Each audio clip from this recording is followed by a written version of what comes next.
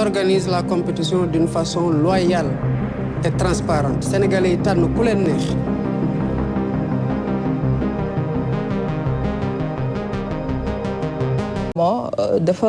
dañ ci dénombré ay nombre de morts yu takkoo takku nit yu bëri ñàkk ci seen bakkan am ci également ñoo xamante ni gaañu nañ ci ñii perdre nañ seen ay biens mais boobu moom mi ngi woon ci bopp réew mi comme tey ni nga nekkee ci bopp réew mi amoon nga jugement ci jamono jooju en tant qu'opposant aujourd'hui nga xamante ni ci nga gën a jege li nga xam ni moom moo di c'est-à-dire yaa ngi ci intimité pouvoir xam nga lan mooy jiit xam nga lan la war a def si jamono ji nga xamante ni réew mi ngi yëngu à sa place à l'époque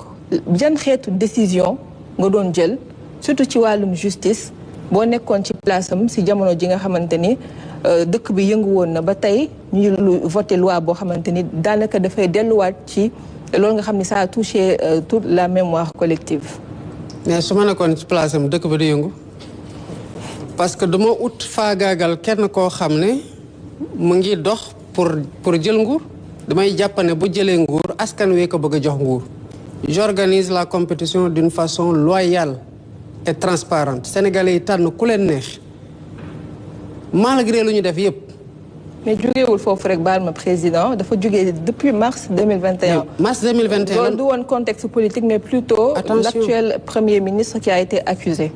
mais c'est justement ça mais accusation yooyu mooy li may wax c'était pour faagaagal adversaire politique. parce que ñëpp xamoon nañu accusation yooyu comment elles étaient ñëpp xamoon nañu ko d'ailleurs sénégalais yi bañoon cee d'accord moo tax ñu génnoon yaakaar nga ne sénégalais yi bu ñu amoon conviction que culpabilité bi c'est établi dinañ génn di xeex ba li xew-xew non parce que dafa amoon justement commencé wul foofu dañu faagaagal opposant faagaagalaat opposant song benn opposant am luñ ko tuumal ku ci nekk dafa am lu ñu la chargé Sénégalais yi jóg li xew-xew bu doon man maa nekkoon place am justement loolu du xew te nekk ci intimité pouvoir moo tax ma xam ne en fait man sama bopp def maa doy ci jàngat man sama gëm-gëm mooy yàlla mooy joxe nguur pas ay pexe nit nag sabablu moom nit kuy ut foog nga sabablu yàlla ñu mu yónni sax dañoo lott ci joxe message am te mu seetaan leen mais nguur yàllaa koy joxe te dem la ci yokkal wax la ne nag gis nga bu la ko dee jox boo bëggee di nga ko nekk boo bëggul di nga ko nekk man loolu mooy sama conviction profonde spirituellement parlant à partir de ce moment faagaagal nit pour tere ko mu jot ci nguur amul sax njëriñ nii sens ci man parce que bu dee yàlla dogal na ko day am te mënoo def dara ba mu bañ a am te malgré li nit ñi def yëpp mais li yàlla namoon am na ñi bëggoon togg tax ñu fitnaal ñëpp rey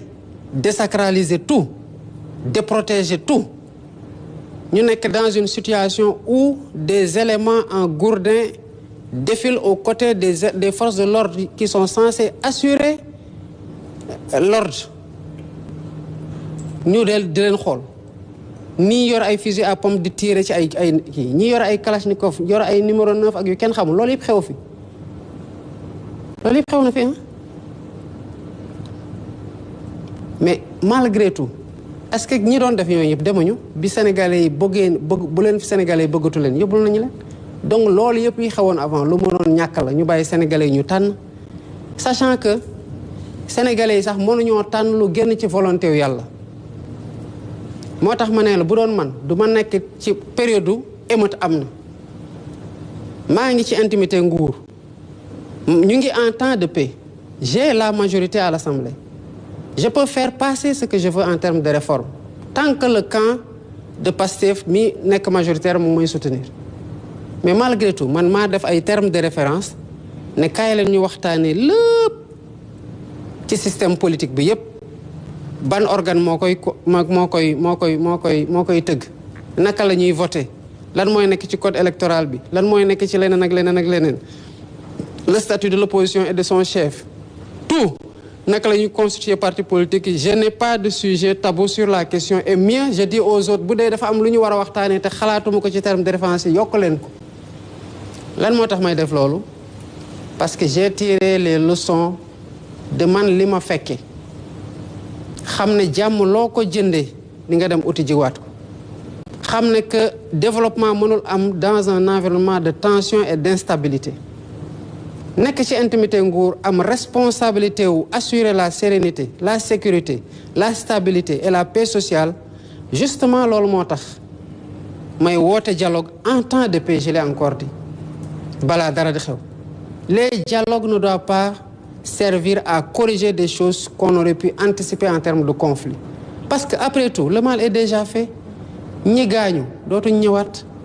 ñi dagg seen loxo dootuñ ñëwaat ñi ci ñàkk seen liggéey parce que fu ñu doon liggéey dafa yàqu dootuñ ñëwaat mën am dootuñ amaat seen liggéey et cetera et cetera et cetera donc je ne peux pas tëb rek dugg dans un environnement de tension de restauration de l'ordre public ne lii laa doon def non avec des si mais on peut refaire tout le monde hein. Mais je préfère me mettre dans un si qui ne crée pas cette situation de tensionnelle et rester dans un si qui garantisse la paix, la sécurité et une compétition saine et loyale entre les acteurs où le peuple choisit librement ses dirigeants, ñu respecte son choix xaar beneen échéance. Très bien, Monsieur le Président. Pour clore chapitre bi damay jox Maïmouna Ndour Faye mu poser dernière question bi. Merci beaucoup, Monsieur le Président. Da nga ñëw toog rek nga def assise de la justice pour mettre en exergue les faiblesses structurelles et fonctionnelles de la justice. Li tax nag ngeen yàqamti woon loolu ñu bari jàpp nañ ne da ngeen expérimenter durement les travers de la justice sénégalaise. Ma bëggoon a xam ma bëgg laa interpeller ci li nga xam ne moom mooy arrestation yu bari yi ñu nemmeeku pour des délits politiques ou des délits d'opinion yow dañ la jàppoon nga def kaso fukki weer ak benn ci post Facebook beneen bi muy les refus de marche ou d'organisation de plateforme de revendication refus systématique depuis 1 an beneen bi muy de médiation pénale et financière ndax am nañu jàpp ne reddition des comptes bi mën nañ ko ci dugal ndax kat milliardaire ci prison amalul askan bi njëriñ waaye bu nangoo fay ndax mën nañu envisager ay médiation pénale beneen bi ndax da ngay changer la nature du régime politique wala da ngay continuer ci présidentialisme fort loolu Sénégalais yi tàmm d'ailleurs sax ñoom ñëpp dañuy teg baaraam ci ni nga effacé woo ndax da nga envisager def un présidentialisme atténué ba pare jox doole ki nga xam ne moom mooy le premier ministre Ousmane Sonko comme ni ngeen di doxalee actuellement. D'abord sur les pouvoirs du premier ministre man avant ñu may fal la considère qu'il y a trop de pouvoir entre les mains du président